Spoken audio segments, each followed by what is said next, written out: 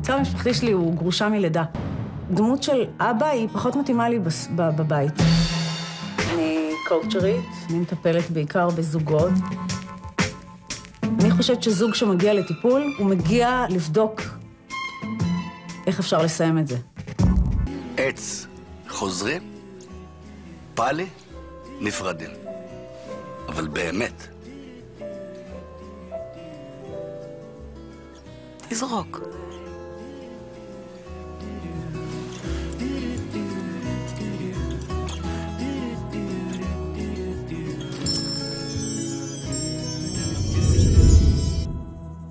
כמה פעמים ניסית?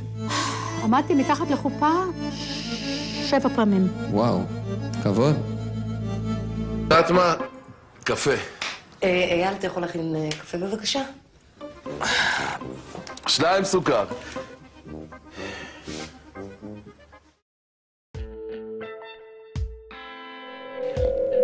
שמתם לב למשהו? שמתם לב לאיך שברית הנישואין מוצגת בתקשורת. יש לנו זוג שמחליטים אם לחזור או להיפרד על ידי הטלת מטבע באוויר. זה כאילו היינו מחליטים בין שווארמה לפלאפל עם החבר'ה. בימינו, הקטע של נישואין נחשב לפרט ממש פיצפון, לא חשוב בימים שלנו. יש לנו אישה שהתגרשה לא פחות מ7 פעמים. 7 פעמים, ואז עוד אומרים לה, וואו, כבוד. וגברים נשואים, הם תמיד מוצגים כלוזרים, כפתטים, ככאלה שממש אין להם למה לחיות, שהם פחדנים והם סך הכל עבדים של האנשים שלהם. למה התקשורת של היום מנסה בכל הכוח שלה להרוס ברית נישואין בריאה?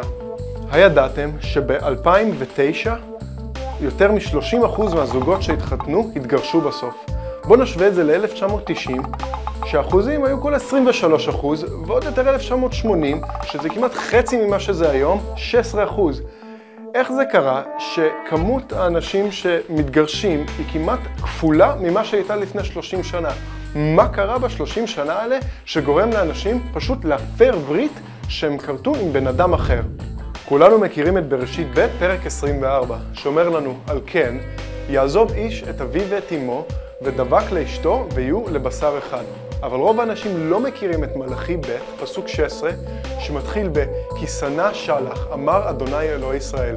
שלח מתייחס להפרדה, או יותר נכון גירושין. אז ראינו את הסטטיסטיקה וראינו את הפסוקים. מה זה אומר לנו? זה אומר לנו שבימים האלה יותר ויותר ילדים יגדלו עם חוסר איזון בבית. בית שאין לו אבא או אמא. מה זה אומר לגבי העתיד של המדינה שלנו? מדברים. בואו נדבר על זה.